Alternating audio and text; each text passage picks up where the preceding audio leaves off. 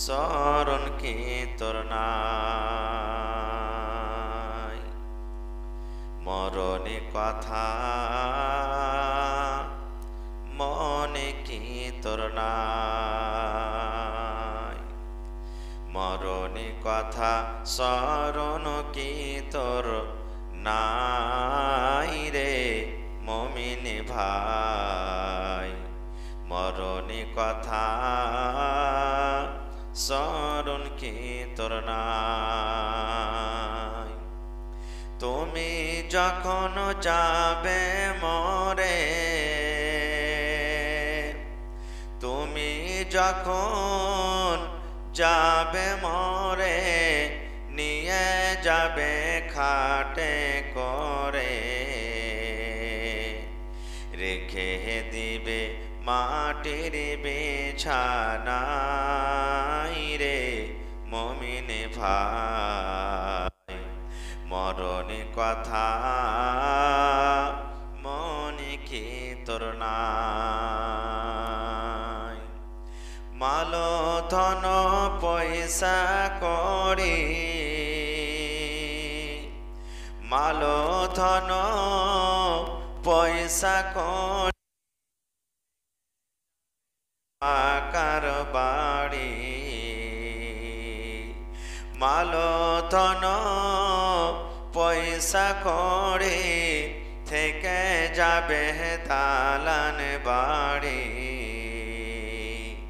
কিছুই তোমার কাজে আসবে না রে মুমিন ভাই। মরণে কথা মনে কি তোর নাই? নারে তাকবীর। আজকে জলসার যোগ্যতময় শ্রদ্ধেয় সভাপতি সাহেব, উপস্থিত উলামায়ে কেরাম, সামনে বসে থাকা ইসলাম দরদি, দিন দরদি ভাই ও বাবাজিরা, পর্দানাসীন মায়েরা, খালারা, সমস্ত তারিফ ও গুণগান সে মহান আল্লাহ তাবারাক ওয়া তাআলার জন্য, যে মহান আল্লাহ তাবারাক ওয়া তাআলা আজকে এত কনকনে ঠার থাকা সত্ত্বেও নরম গরম বিছানাকে ত্যাগ করে এই জালসার পিন্ডালের তলাতে বসে কিছু তাবারাক ওয়া তাআলার প্রশংসা করি, অন্তর থেকে মুহাব্বতের সাথে সকলেই পড়েন আলহামদুলিল্লাহ। একটু জোর করে পড়েন ভাই, আলহামদুলিল্লাহ। তারপর আমাদের শেষ নবী হযরত মুহাম্মদুর রাসূলুল্লাহ পড়েন সাল্লাল্লাহু আলাইহি ওয়াসাল্লামের পর অগণন দরুদ শরীফ শান্তির ধারা বর্ষিত হোক, আমিন। আল্লাহুম্মা সাল্লি আলাইহি, আল্লাহুম্মা বারিক আলাইহি। ভাই মুসলমান, বিভিন্ন রকম উলামার মুখ থেকে বিভিন্ন বিষয়তে আপনারা আলোচনা শুনলেন। আমি কি নিয়ে আলোচনা করব তার আগে একটা ছোট্ট গল্প বলি। একটা তালেবে ইলম মাগরিবের নামাজ পড়াইতে দাঁড় হয়েছে। গল্প এটা, হাদিস কোরআনের কথা নয়।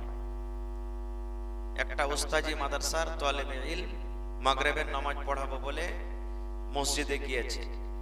যারা মুসাল্লিগণ আছেন মসজিদে, ওনারা বললেন যে হে উস্তাজি, তুমি নামাজটা পড়াও, যাও আগা দিকে চলে যাও।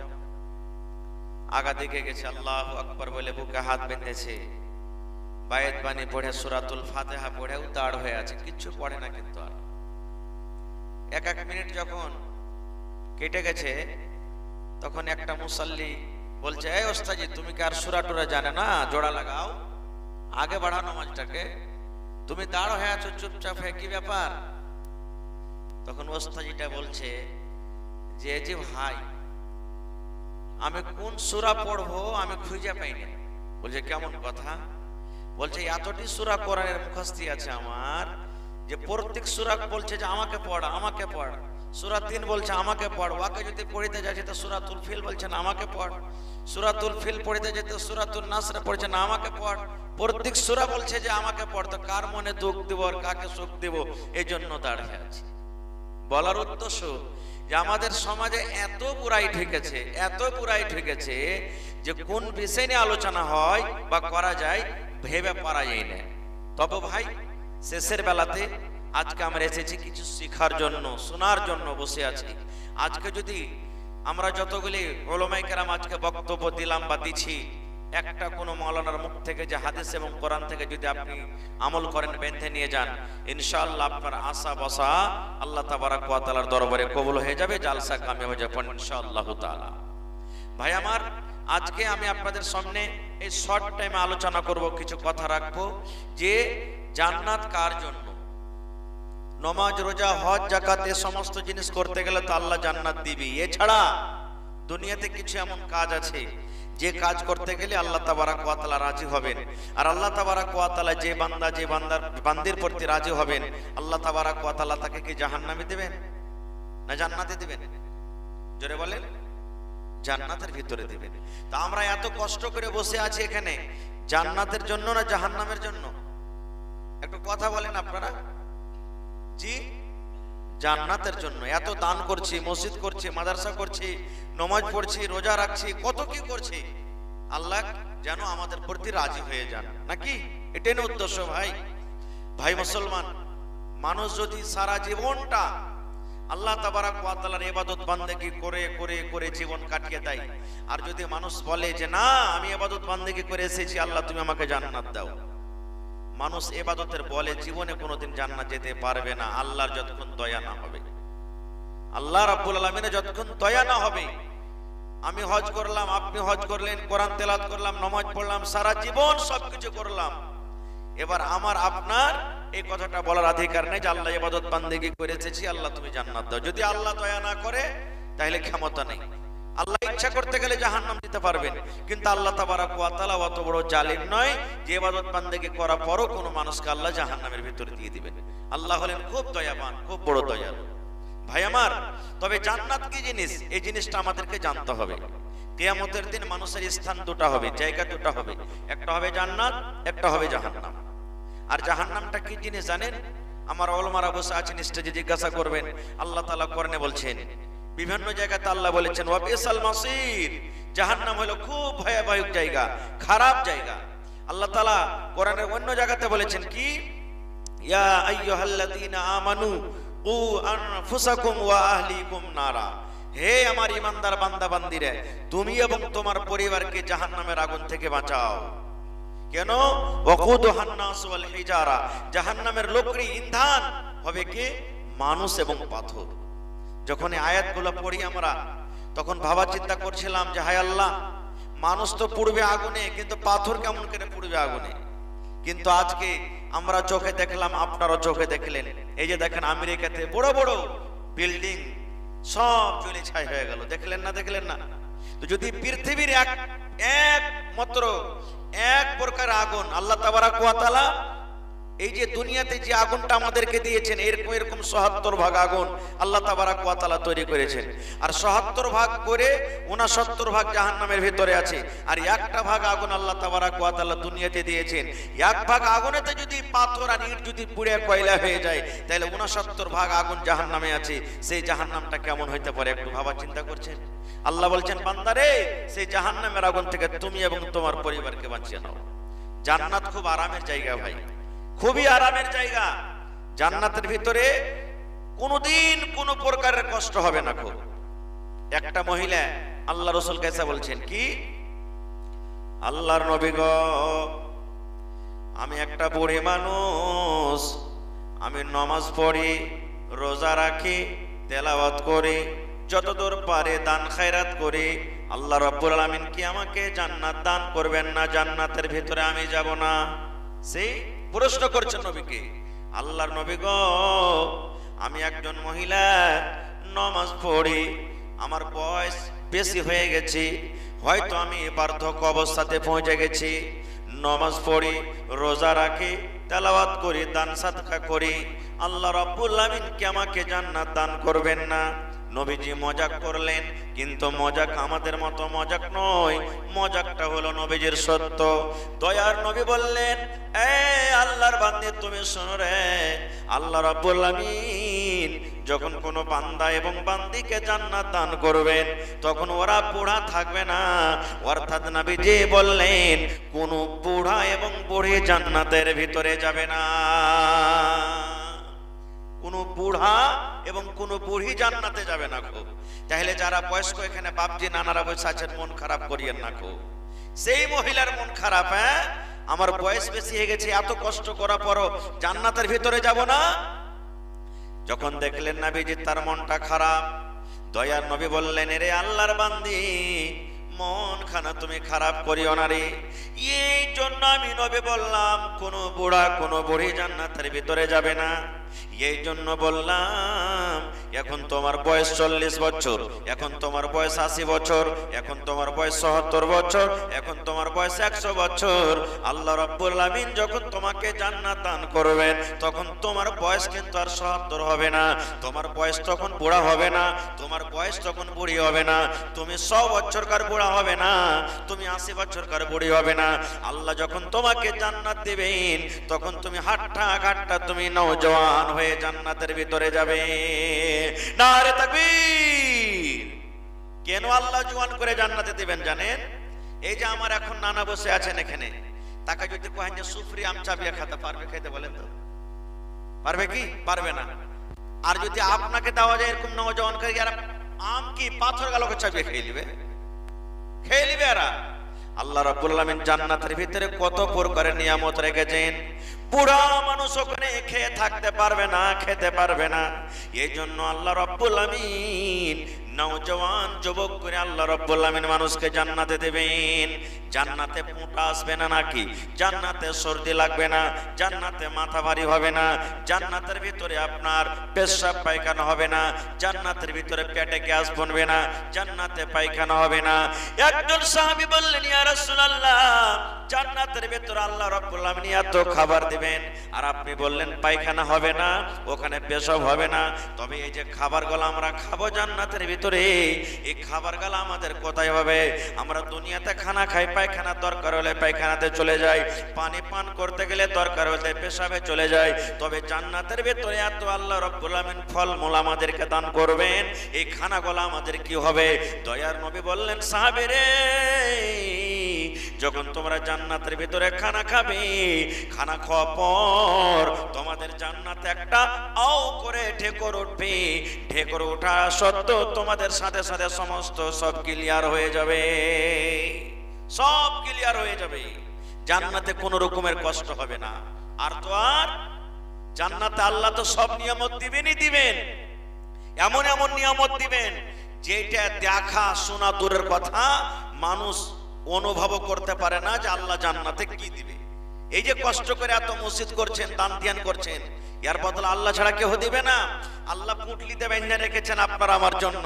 আল্লাহ তাআলা যখন কিয়ামতের দিন যাবেন, আপনারা সব মিলে এসে বলবেন, এই বান্দা লে যা, যা লে তুই যা, চলে যা।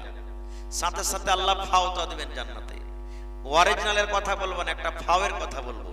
আপনি যদি বাগুন কিনেন, 1 কেজি 5 কেজি বাগুন কিনলে, দেয় বাগুন আল্লাহ একটা ফাও দাও না জি, ভালো খুব শ্রেষ্ঠ বাগুন দিবে না পোকা ধোকা গালা দিবে আপনাকে? কোন গালা দিবে? পোকা লাগা গালা দিবে।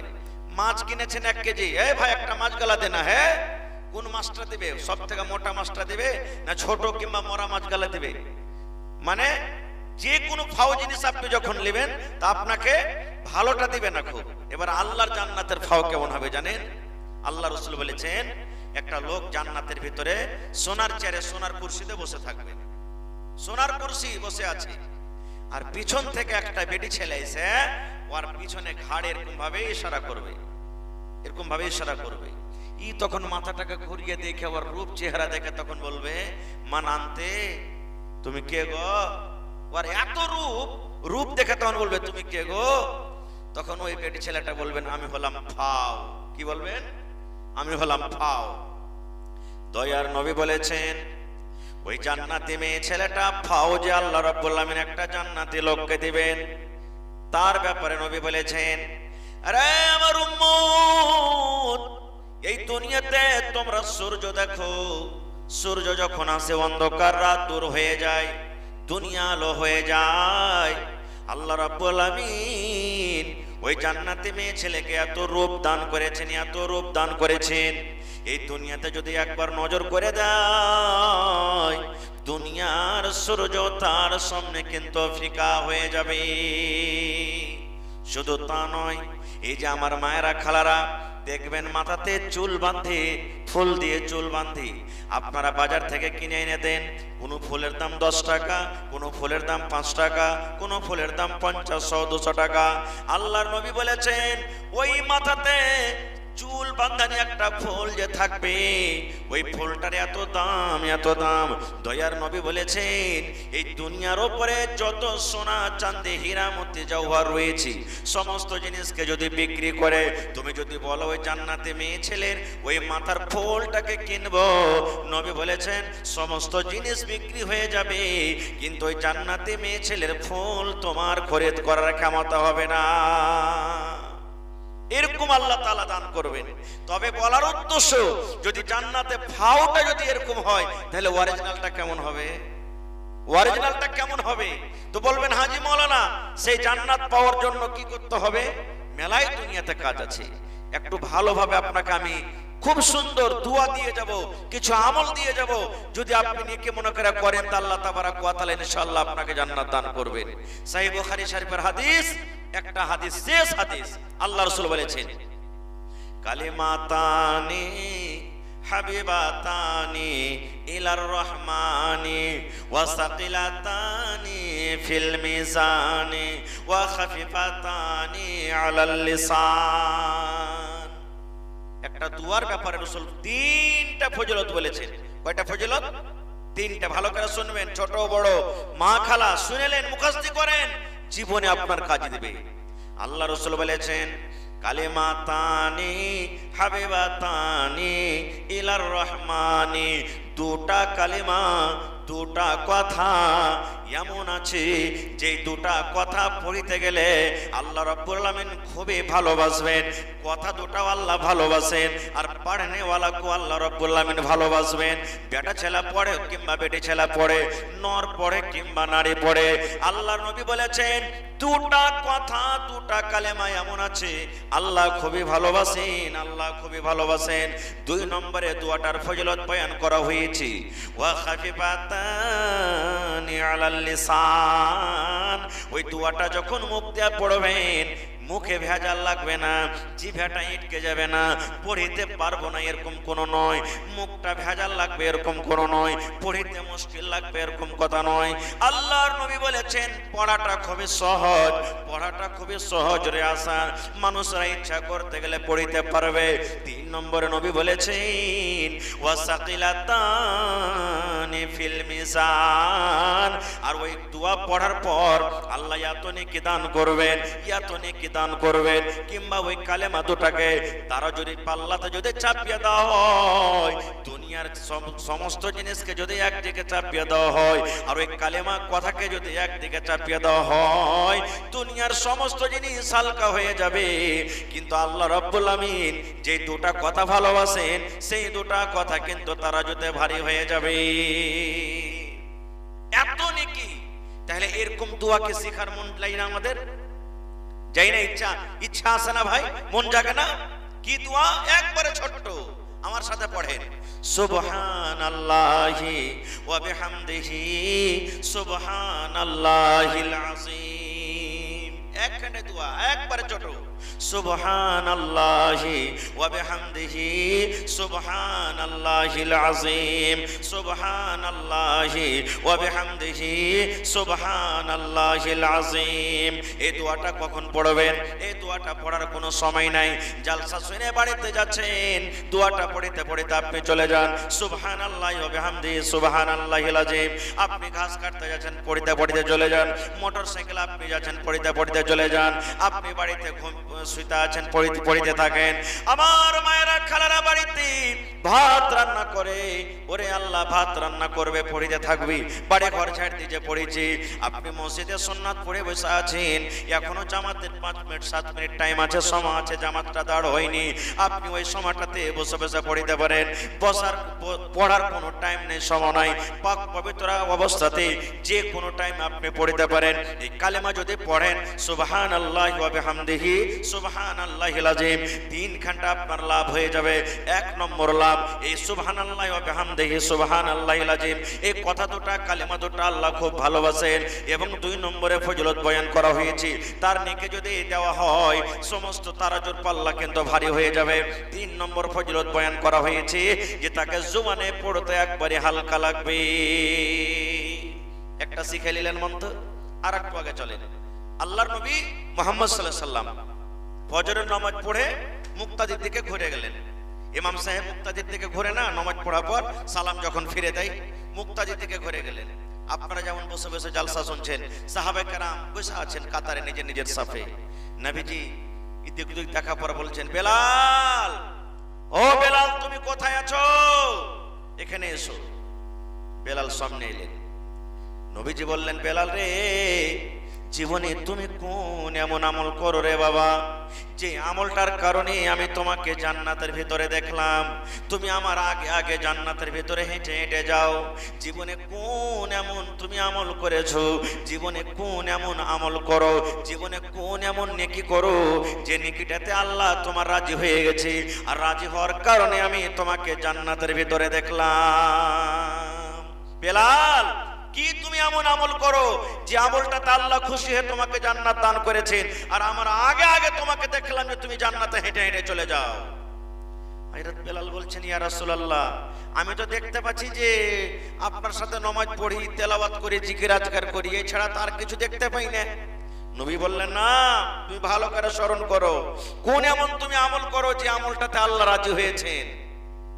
বাবা চিন্তা করে হযরত বেলাল রাদিয়াল্লাহু তাআলা আনহু তখন বলছেন, ইয়া রাসূলুল্লাহ, আল্লাহ নবী গো, আমি আপনার সাহাবী বেলাল 5 ওয়াক্তের নামাজ পড়ে 5 ওয়াক্তের টাইমে ওযু করে, কিন্তু আমার নামাজের টাইম ছাড়া আমার যখন যখন ওযুটা ভেঙে যায়, নামাজের টাইম হোক কিংবা নাই হোক, আমি নতুন করে ওযু করি, আর নতুন করে ওযু করার পর ওযুর আমি হকটা কিন্তু আমি আদায় করে দিই। কি হকটা আদায় করে দিই?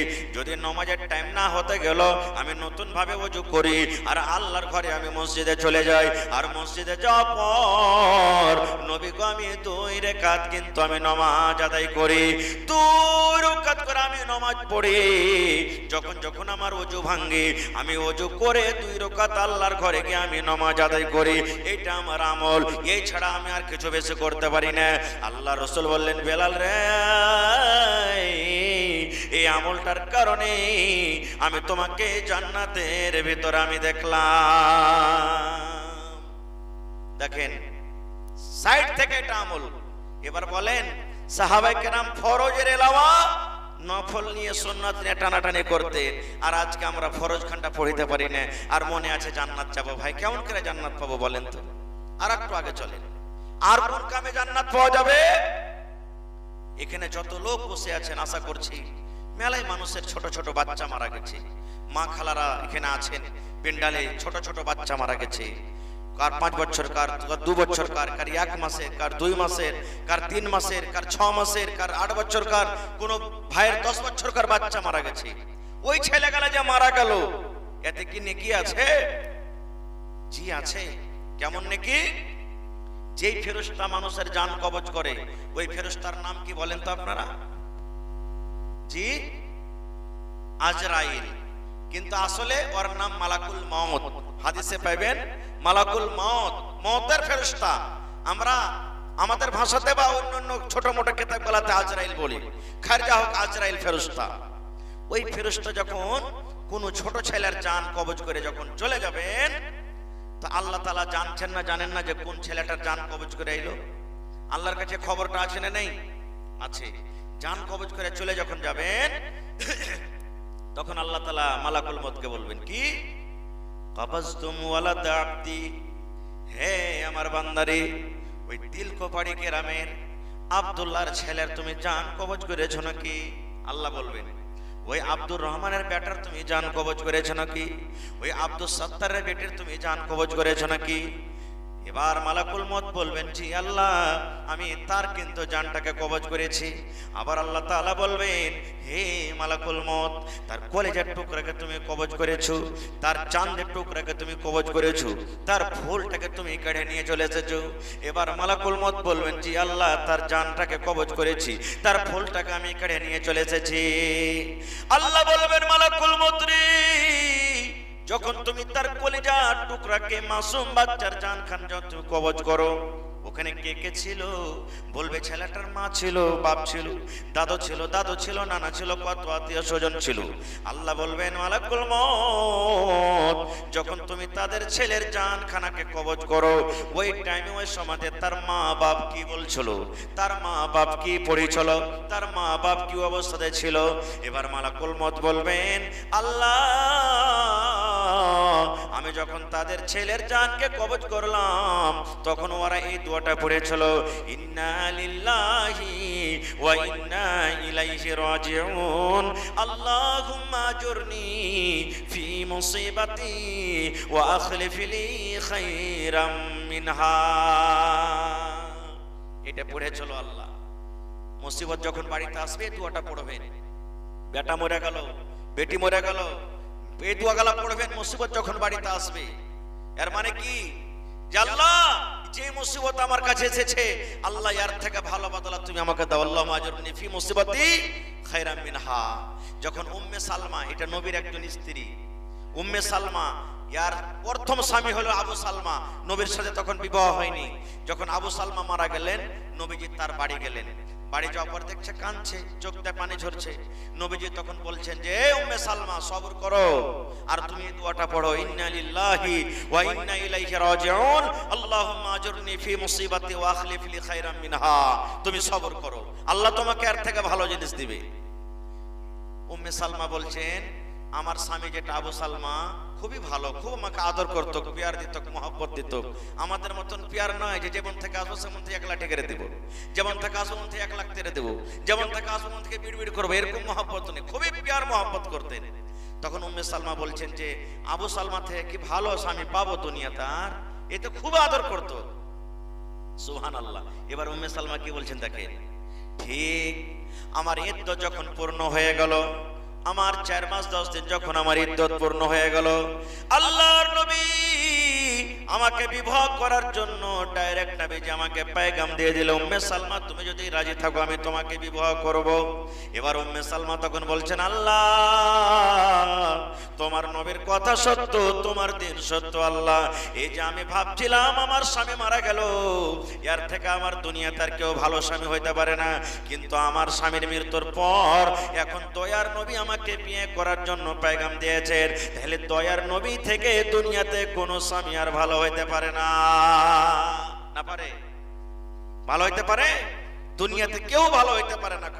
ভাই আমার, এই জন্য ফেরেশতারা বলবেন, আয় রব্বুল আলামিন, যখন আমি ওই কলিজার টুকরার জানখানাকে কবজ করে, তখন ওরা দোয়াটা পড়েছিল, ইন্না লিল্লাহি ওয়া ইন্না ইলাইহি রাজিউন, আল্লাহুম্মা আজুরনি ফি মুসিবাতি ওয়া আখলিফ লি খায়রাম মিনহা।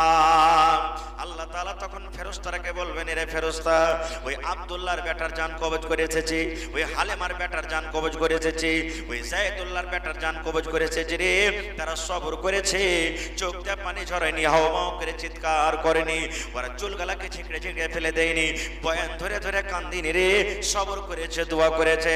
আমি আল্লাহ আদেশ করি, এই ছেলেটার মা বাবার জন্য জান্নাতের ভিতরে একখানটা ঘর বানিয়ে দাও, আর ওই ঘরটার নাম তুমি রেখে দাও বাইতুল হামদ।